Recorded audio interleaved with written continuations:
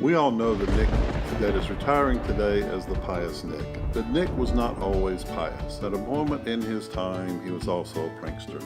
So this is the story of how the prankster Nick became the pious Nick. And it starts with a visit from his guardian angel at birth, who watched over him and realized early on that Nick was going to be a prankster. But Nick eventually met and married the lovely Ruby. And even though he's a little scared there, they eventually moved to Rhode Island and raised a family. Now they have a wonderful son and a lovely daughter whom they take great pride in. But Nick started to enjoy life a little more, so here he is getting a massage and beginning to travel more both domestically and internationally, where he was able to visit some of the most exotic places in the world, including the Eiffel Tower, where he found time to play matchmaker. Here's a single guy, and after Nick got involved, the guy is no longer single. But Nick also appreciates more of the traditional and ancient ways of life, as well as some of the more modern and popular areas, such as this hotel that was in the movie Bourne Identity. However, Nick transitioned in his prankstership into food. Here he is in a Korean kitchen, visiting the oldest restaurant in France, where he was able to enjoy some of the most exotic food and specialty sauces in the world, some of the greatest banquets, and some of the finest desserts, as well as some of the more obscure beverages. However, Nick then transitioned into a hat phase, where he decided to try on different jobs.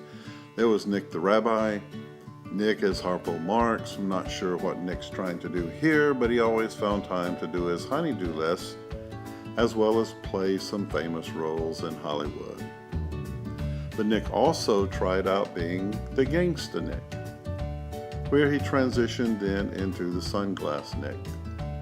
And after trying this on, he decided to hook his family into playing some of the roles as well, and sharing some of the costumes and uniforms that he found, as well as playing a joke on a dragon in the Forbidden City in China, and then taking up his love of nude photography in France, where he found a statue that was not nude, demanded that it be nude, so for Nick, the statue disrobed.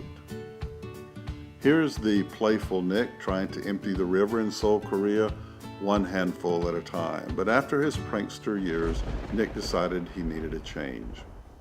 But because of his prankster years, he had lost a couple of inches in height, but he did find a new direction, where he visited his favorite place of worship, where once again Nick met his guardian angel, who helped him along the way and eventually helped him win his halo. There is his halo descending from heavens onto Nick.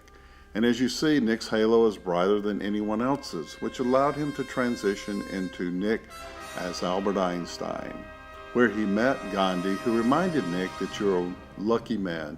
You have a wonderful wife and family, but remember, behind every great man is a woman rolling her eyes.